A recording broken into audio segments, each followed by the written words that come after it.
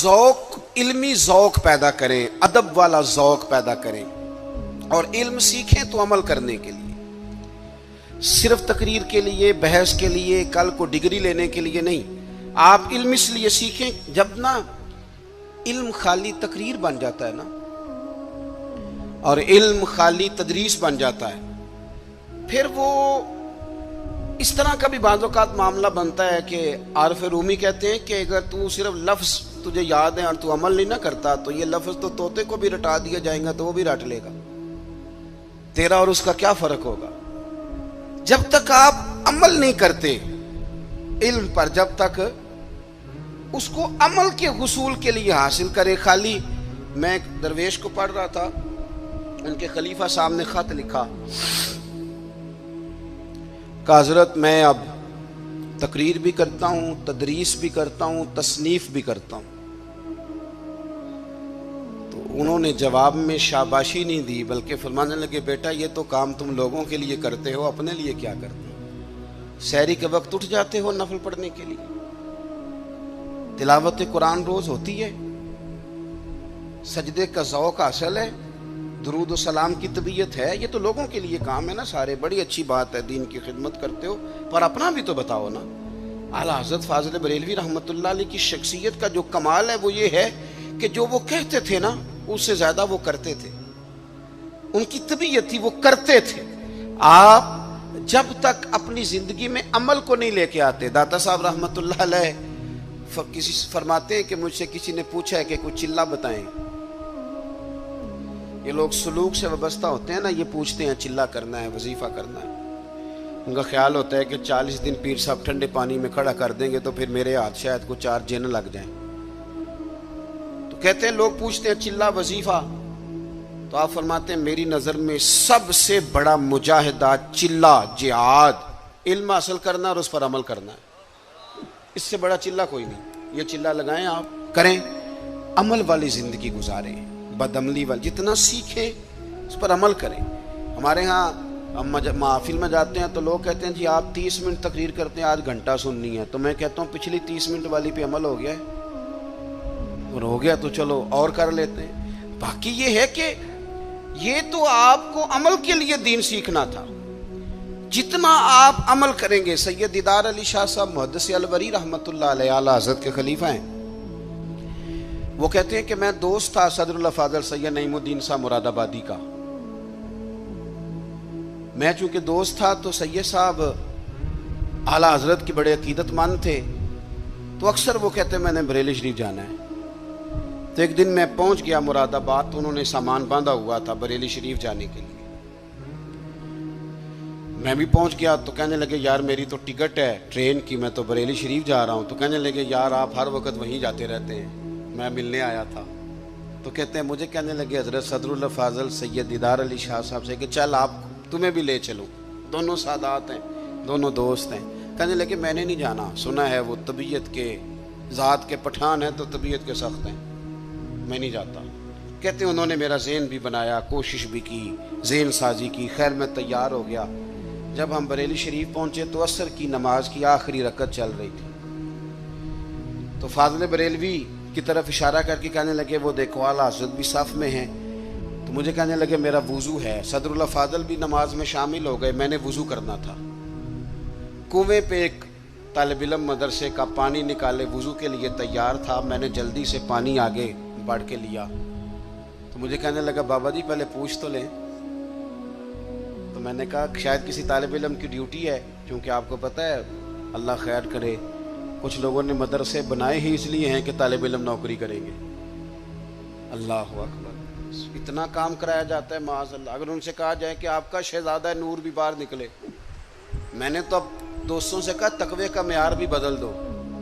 پہلے کہتے تھے نا جی ہم نے کبھی مدرسے کی روٹی نہیں کھائی، میرے خیال میں تقوی یہ ہے کہ کھایا ہی مدرسے کی کرو، پتہ چلے بچے بیچارے کیا کھاتے ہیں، یہی کھاؤ تاکہ تمہیں سمجھ آئے۔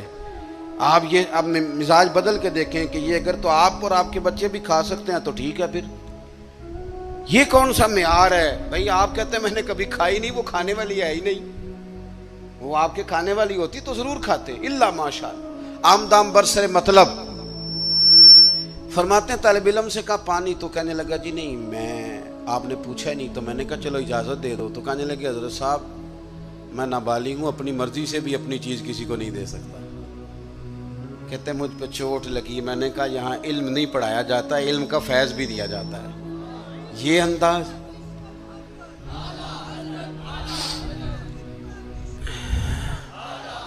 सुनेंगे जी आप। कहते हैं मैं वज़ू किया, जब तक नमाज मुकम्मल हो गई, चूँकि हज़रत सदरुल फाजिल तो अभी नमाज में थे, 3 रकते पढ़नी थी, तो आला हज़रत बरेलवी मस्जिद की सीढ़ियाँ उतर रहे थे तो मैं चढ़ रहा था। आला हज़रत को अल्लाह ने कोई कमाल दिया था कि वो चेहरा देख के बता देते थे कि बंदा सैयद है। चेहरा देख अल्लाह ने उन्हें ये इंशराह सदर अता फरमाया। कहते हैं पहले तो उन्होंने ना मेरे हाथ ही चूम लिए, बात ही रंगी और पकड़ गई, असर ही बड़ा हुआ। तो मैंने पूछा तबीयत कैसी है? तो कहने लगे मौलाना तबीयत का क्या बताऊं, ज़ात का पठान हूँ, तबीयत ज़रा सख्ती है, क्योंकि पठान हूँ तो तबीयत ज़रा मेरी सख्ती है। कहते हैं मैं समझ गया। बस फिर हज़रत सदरुल फाजिल अगली सुबह कहने लगे चलें। मैंने कहा आपने जाना है तो जाएं। मैं जब तक दूर था बात और थी, अब तो हुजूर में हूँ, अब तो बात और है। तो मेरे भाई इल्म का फैज़ान हो, उस पर अमल हो। आखिरी बात जो आपकी खिदमत में अर्ज़ करनी है बड़े दर्द के साथ, वो ये है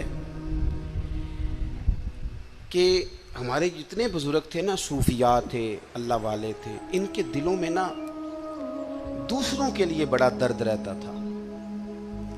हमारी तबीयतों में ना खुद गर्जी पूरे उरूज पे आई है।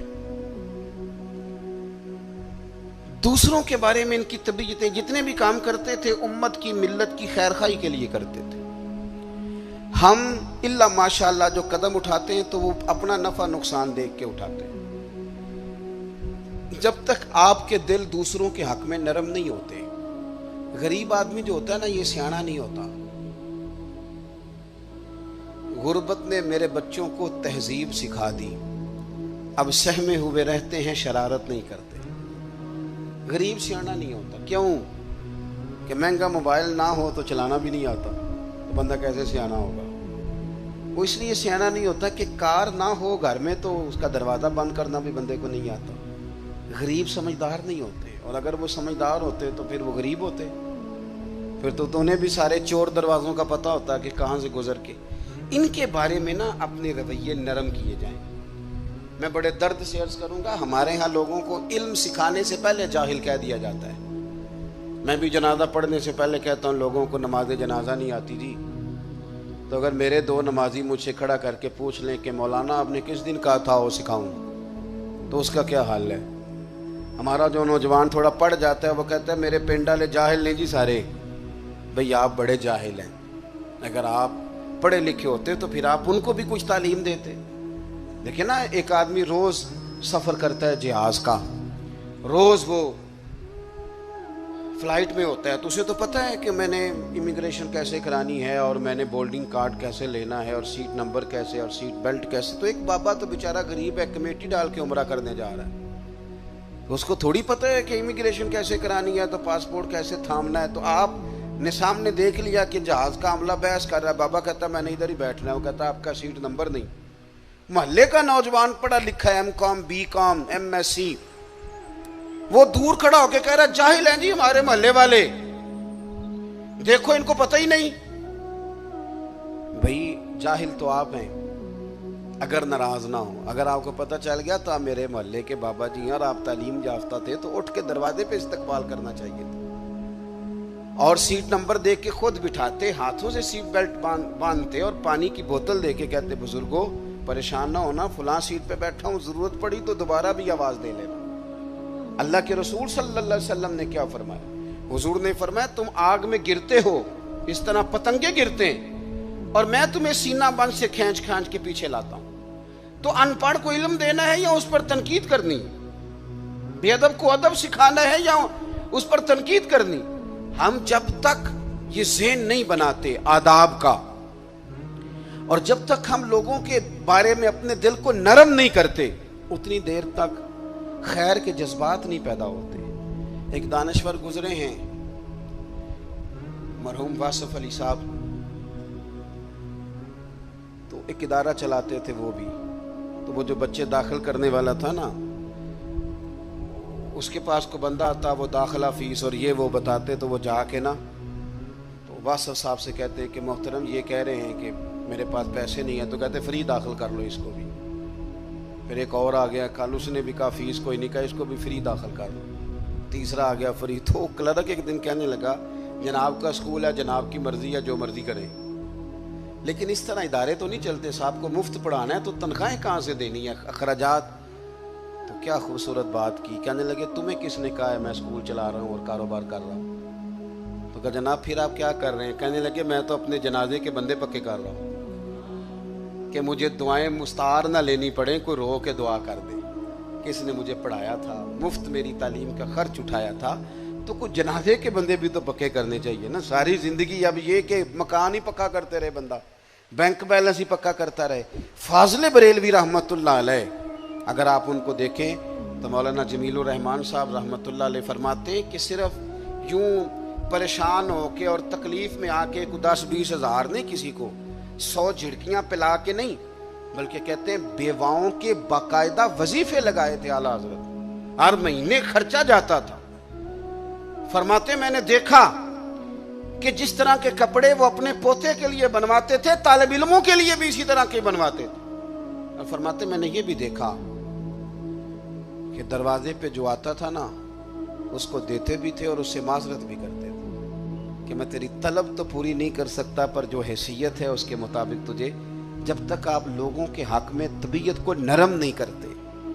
آپ، میں نے کہا کہ غریب سیاںا نہیں ہوتا، ہم کہتے ہیں آپ یہ عقل مند نہیں، تو بھئی عقل مند جیدے گھر دانے ہو دے کملے بھی سیانے، یہ تو پیسوں سے عقل آتی ہے بھائی۔ پھر تو ہم نے دیکھا ہے کہ غریب سے غلطی ہو جائے تو لوگ کہتے ہیں تو انہیں جان کے برتن توڑا ہے، جان بوجھ کے کرتا ہے، اور امیر سے ہو جائے تو کہتے ہیں نہیں نہیں جناب سارے ہی آپ کے ہیں، بے شک توڑ دو سارے۔